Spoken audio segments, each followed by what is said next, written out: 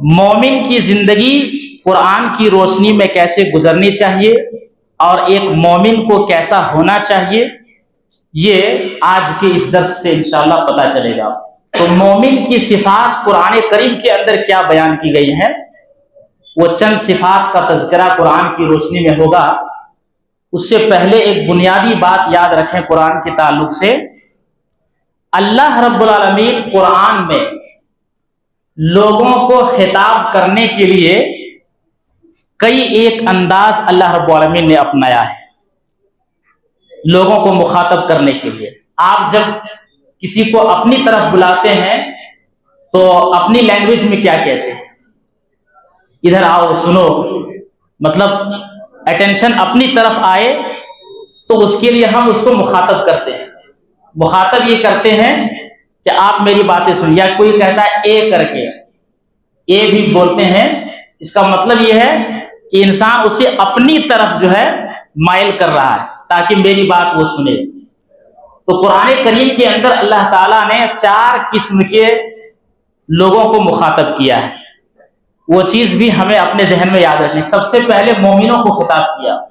آپ جب قرآن پڑھتے ہیں تو یا ایھا الذین آمنو، یا ایھا الذین آمنو، اے وہ لوگوں جو ایمان لائے، اے مومنو، اے مومنو۔ قرآن کریم کے اندر جب اس کی تحقیق کی گئی تو پتہ یہ چلا کہ 89 پلیسز پر اللہ رب العالمین نے یا ایھا الذین آمنو کا لفظ استعمال کیا۔ پھر میں پوچھوں گا دوبارہ آپ سے، کتنی جگہوں پر؟ 89 جگہ پر۔ کس چیز کے لیے؟ یا ایھا الذین آمنو۔ تو پہلا خطاب کن کے لیے ہے؟ مومنوں کے لیے۔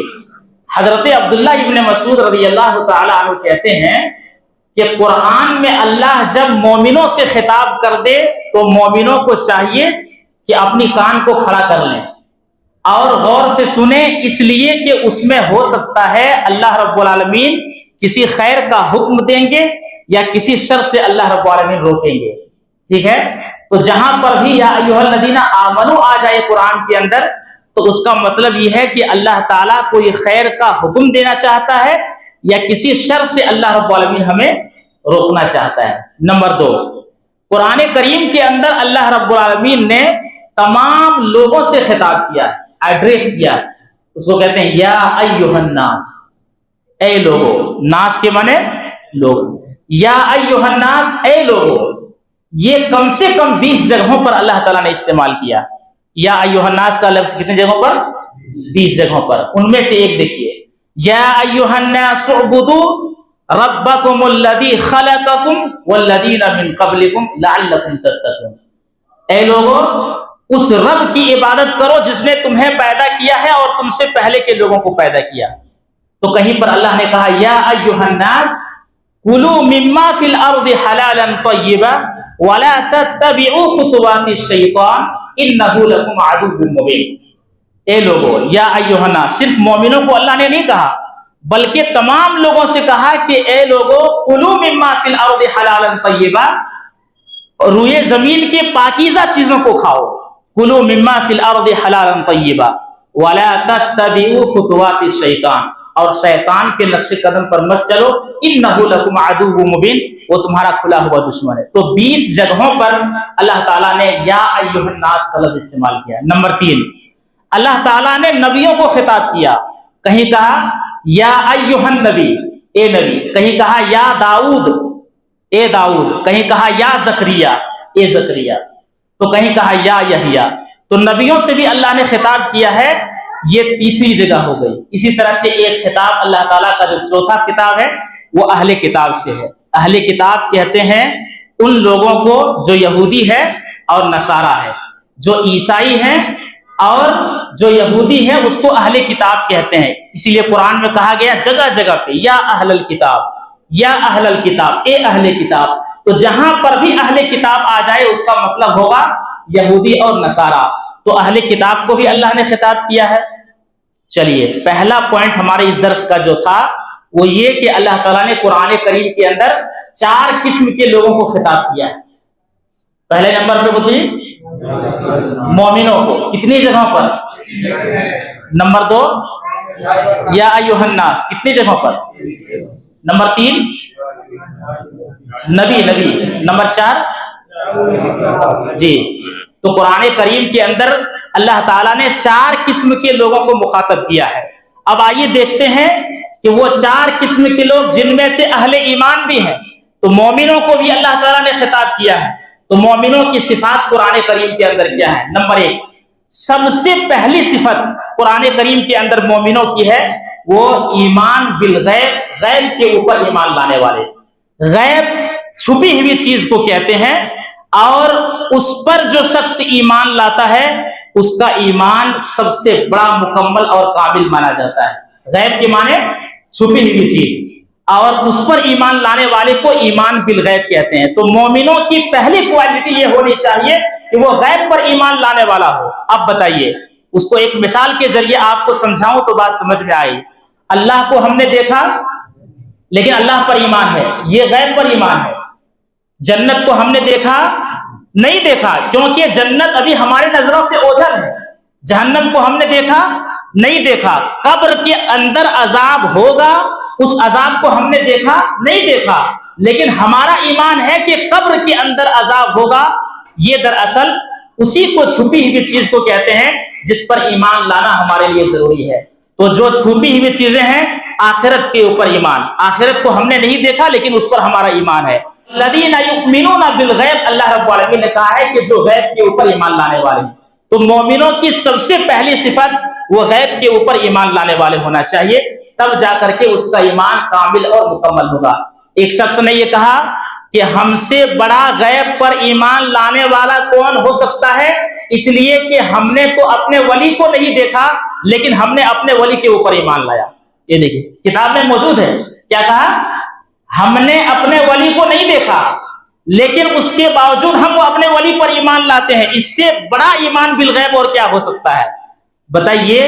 جو کام اللہ کے لیے ہونا چاہیے یا جو صفات اللہ کے لیے ہونی چاہیے، آج انہی صفات کو لوگوں نے ولیوں میں ڈھونڈنا شروع کر دیا. جس طرح سے ایمان اللہ کے اوپر ہونا چاہیے، اب یہاں ولیوں کے اوپر بھی ایمان لانا شروع کر دیا ہے لوگوں نے.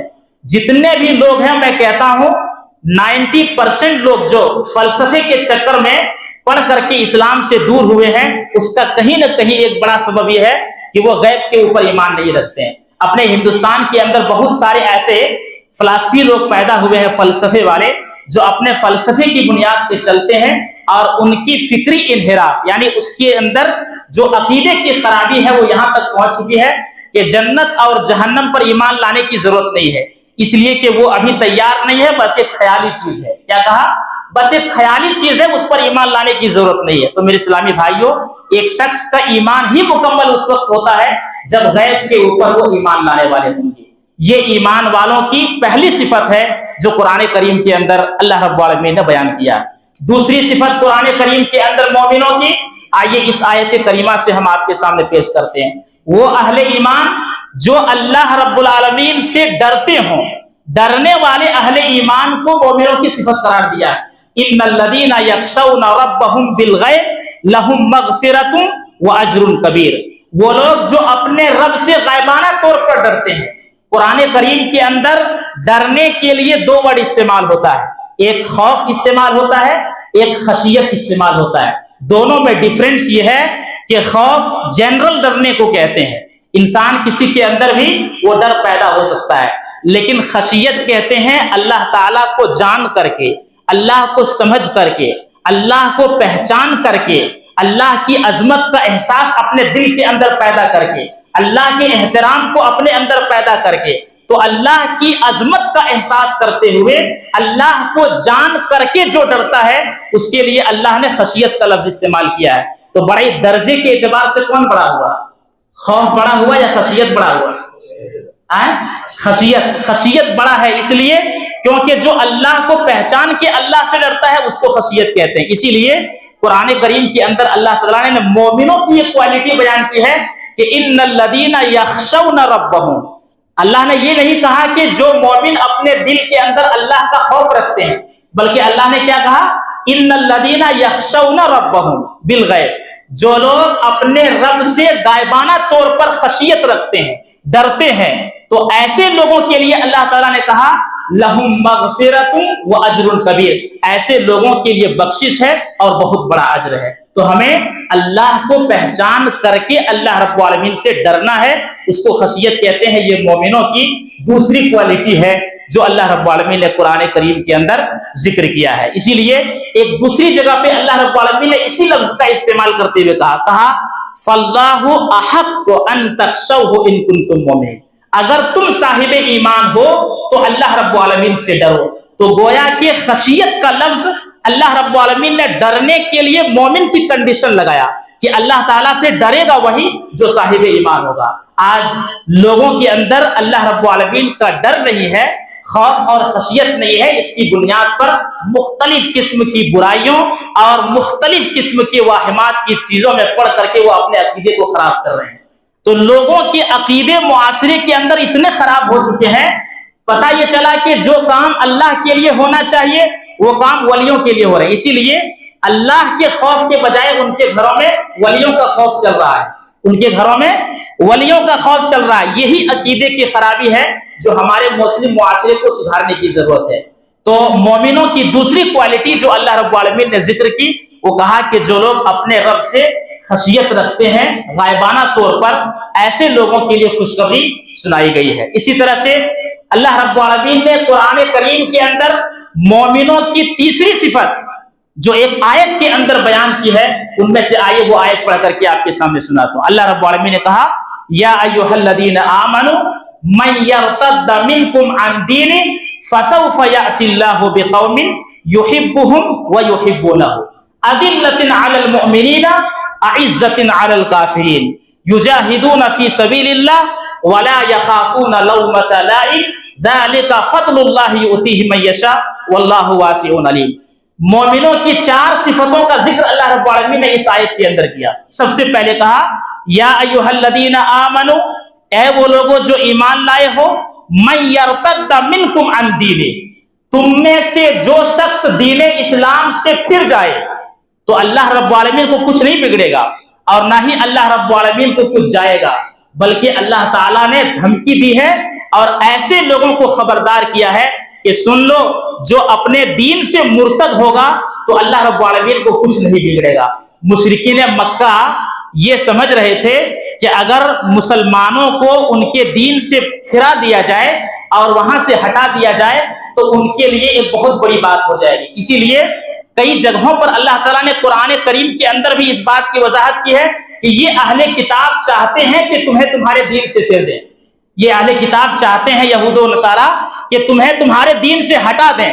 تو دین سے ہٹانے کے لیے ان کی بہت ساری کوششیں ہوئی ہیں، ان کا مقصد ہی یہی تھا کہ یہ کسی نہ کسی اعتبار سے دین سے مرتد ہو جائیں۔ اللہ نے واضح طور پر کہا کہ مومنوں، اگر تم دین اسلام سے پھر جاؤ گے کوئی فرق نہیں پڑنے والا ہے۔ سنو فسوف یأتی اللہ بقوم، ان قریب اللہ تعالیٰ ایسی قوم سے اس دنیا کو بچائے گا جن مومنوں کے اندر چار قسم کی صفات ہوں گی۔ نمبر ایک، یحبہم ویحبونہ، وہ مومنین اللہ سے محبت کرنے والے ہوں گے اور اللہ بھی ان سے محبت کرے گا۔ تو مومنوں کی پہلی کوالٹی کیا ہے؟ اللہ سے محبت کرنا، یہ اہل ایمان کا سیوا ہے۔ اسی لیے تو اللہ رب العالمین نے کہا والذین آمنوا اشد حبا للہ، جو ایمان والے ہوتے ہیں وہ اللہ کی محبت میں بہت سخت ہوتے ہیں۔ یہ مومنوں کی پہلی کوالٹی ہے۔ تو یحبہم ویحبونہ، دوسری کوالٹی کا ذکر کیا اذلۃ علی المؤمنین اعزۃ علی الکافرین، مومن ہوتا وہ ہے جو مومنوں کے لیے آپس میں رحم دل ہو، مومن کے لیے نرم ہوتا ہے اور کافروں کے اوپر وہ بھاری پڑنے والا ہوتا ہے۔ یہ مومنوں کی دوسری کوالٹی جو اللہ رب العالمین نے ذکر کی۔ تیسری صفت کا ذکر کیا یجاہدون فی سبیل اللہ، اللہ کے راستے میں جہاد کرنے والے ہیں۔ اور چوتھی صفت بیان کی ولا یخافون لومۃ لائم، کسی ملامت کرنے والوں کی ملامت کی زد میں مومن نہیں آئے گا۔ ایک شخص داعی بن کر کے معاشرے میں جب کسی اصلاح کا کام کرتا ہے اور مختلف قسم کی چیزیں دین کی باتیں ان کو بتاتا ہے تو سامنے والے کی طرف سے بہت برے ریئیکشن آتے ہیں۔ اگر کہا جائے داڑھی رکھو تو یہ کہا جاتا ہے کہ بھئی کیا جھاڑ کی طرح اپنے جسم کے اوپر اگا لیے، اگر کہا جائے کہ ٹخنے سے اوپر جو ہے پاجامے کو رکھو تو کہتے ہیں کہ ایسا لگتا ہے کہ باڑھ اور سیلاب آ جائے گا۔ یہ سب بہت سارے مذاق جو ہے اسی ہندوستان کے اندر گزر چکے ہیں۔ داڑھی والے کو جنگل سے تشبیہ دیتے تھے، اور پائجامہ ٹخنے سے اوپر رکھنے والے کو کہتے تھے ایسا لگتا ہے کہ اب یہاں پہ پانی آ جائے گا، سیلاب آ جائے گا۔ تو ایک آدمی جب دعوت کا کام کر رہا ہے، سمجھا رہا ہے، تو اس کے لیے بہت ساری مشکلات کا سامنا ہے۔ مطلب یہ ہے کہ ملامت کی جاتی ہے، آپ کو روکا جائے گا، آپ کے جذبات کو ٹھیس پہنچایا جائے گا۔ تو ایسے لوگ ان چیزوں سے نظر انداز کر کے مومن آدمی دین کا کام سیدھے طور پر کرتا رہے گا۔ وَلَا يَخَافُونَ لَوْمَةَ لَائِمٍ، کسی ملامت کرنے والوں کی ملامت کی پرواہ نہیں کرے گا۔ یہ 4 کوالٹی کا ذکر اللہ رب العالمین نے اس آیت کریمہ کے اندر کیا، جو اہل ایمان کے صفات میں سے ہیں۔ اسی طرح سے مومنوں کی صفات کا ذکر اللہ رب العالمین نے یہ کہا کہ مومنوں کے پہلو جو ہے ان کے بستروں سے الگ رہا کرتے ہیں۔ اللہ تعالیٰ نے کہا تتجافى جنوبهم عن المضاجع يدعون ربهم خوفا وطمعا ومما رزقناهم ينفقون، ان کے پہلو ان کے بستروں سے الگ رہا کرتے ہیں، اور وہ اپنے رب کو پکارتے ہیں خوف سے، اللہ رب العالمین کی عذاب سے ڈرتے ہوئے، اور اللہ رب العالمین سے اجر کی امید لگاتے ہوئے، حرص اور طمع رکھتے ہوئے، اور جو اللہ نے دیا ہے ان میں سے وہ خرچ کرتے ہیں۔ آج کتنے مومن ایسے ہیں جن کے پہلو ان کے بستروں سے الگ ہوتے ہیں۔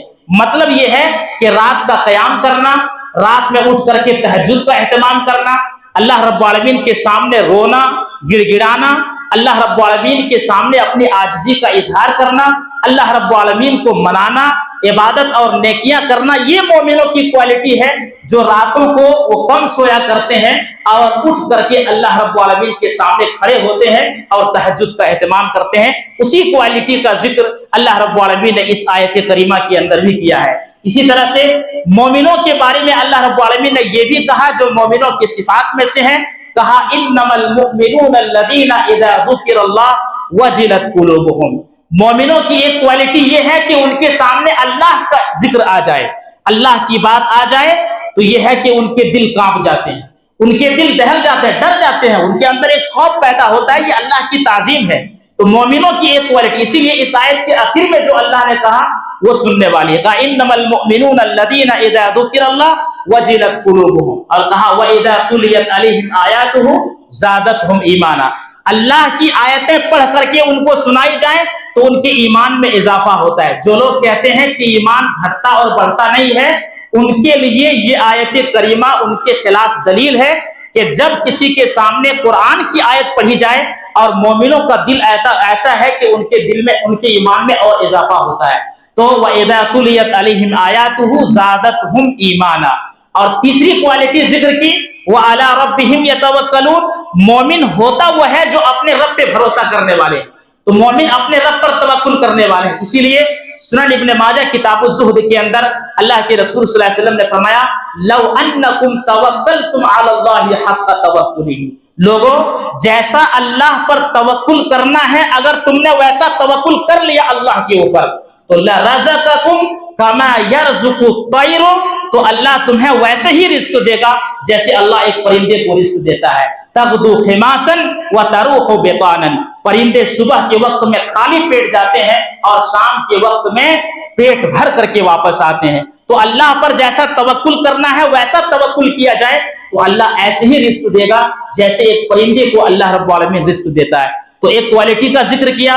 آگے اللہ نے کہا اور مومن ہوتے وہ ہیں جو نمازوں کی پابندی کرتے ہیں، نماز کو قائم کرتے ہیں، اور اسی طرح سے جو اللہ تعالیٰ نے دیا ہے ان میں سے وہ خرچ کرتے ہیں۔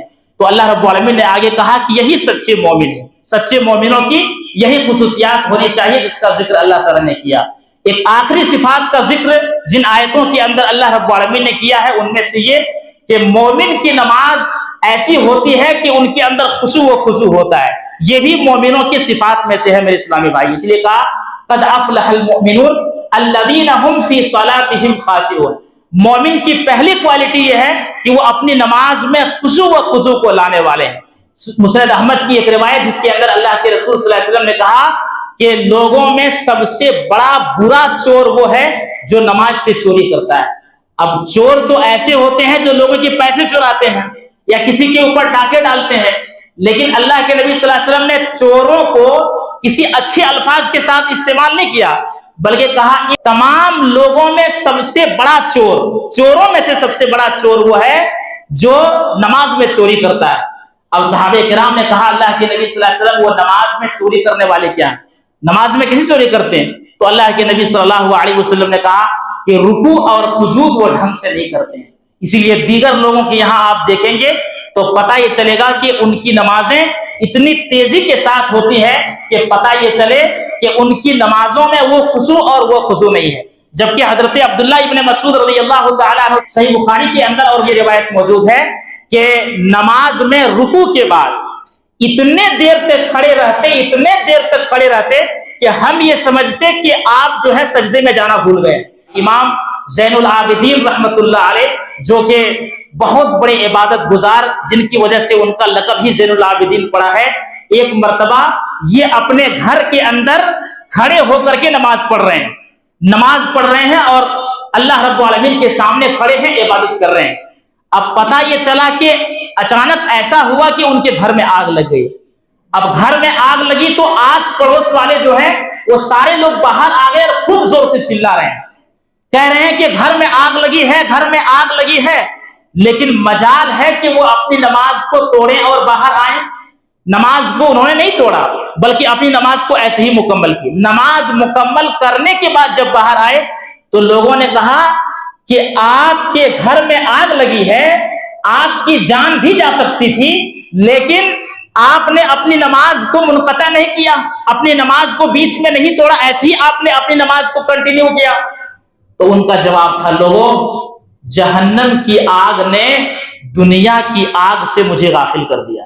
دیکھا آپ نے، مطلب جہنم کی آگ اتنی خطرناک ہے کہ اس آگ کے سامنے یہ آگ کچھ بھی نہیں ہے، تو اس آگ نے مجھے اس آگ کو بھلا دیا۔ مطلب جب وہ نماز پڑھ رہے تھے تو کیسا ان کا مزاج رہا ہوگا، تو نماز میں ان کو کیسا مزہ آ رہا ہوگا، وہی مزہ، وہی لطف، وہی لذت ہمیں اپنے نمازوں میں اپنانے کی ضرورت ہے۔ یہ مومنوں کی کوالٹی ہے کہ مومن اپنے نمازوں میں خشوع برتتے ہیں۔ والذین هم عن اللغو معرضون، دوسری کوالٹی یہ ہے کہ لغو اور فالتو کام سے مومن اعراض کرتے، کبھی اس میں نہیں پڑے گا۔ سورہ فرقان کے اندر کہا وَإِذَا مَرُّوا بِاللَّغْوِ مَرُّوا كِرَامًا، مومن ہوتا وہ ہے جب لغو چیزوں کو دیکھے گا تو خاموشی کے ساتھ وہ گزر جائے گا، عزت و احترام کے ساتھ گزر جائے گا، ان چیزوں میں نہیں پڑے گا۔ اسی لیے سنن ترمذی کی روایت ہے، اللہ کے نبی کی جوامع الکلم کی یہ حدیث ہے، آپ نے کہا من حسن اسلام المرء ترکہ ما لا یعنی، اگر کوئی شخص دنیا میں دیکھنا چاہے کہ کس کا اسلام سب سے اچھا ہے، اسلام کی کوالٹی اور خوبی کس کی سب سے اچھی ہے، تو آپ نے ایک نشانی بتائی، اس نشانی پر عمل کرو۔ آپ نے کہا اسلام کے سب سے بہترین خوبی یہ ہے کہ ترکہ ما لا یعنی، جو لا یعنی بیکار اور فالتو کے کام ہے ایک انسان اسے چھوڑ دے گا۔ تو ہر قسم کے فالتو کام کو چھوڑنا یہ اسلام کے اچھے ہونے کی اور اسلام کے سب سے بہترین صفت اور کوالٹی ہے جس میں ہمیں اور آپ کو اپنانے کی ضرورت ہے۔ تو یہ مومنوں کی صفات ہیں جس کا ذکر اللہ رب العالمین نے قرآن کریم کے اندر کیا ہے۔ اللہ رب العالمین سے دعا ہے کہ جو بھی صفت مومنوں کی بیان کی گئی ہے اللہ تعالیٰ سب سے پہلے مجھے اور ہم سب کو اس پر عمل کرنے کی توفیق عطا فرمائے، آمین۔ وآخر دعوانا الحمدللہ رب العالمین۔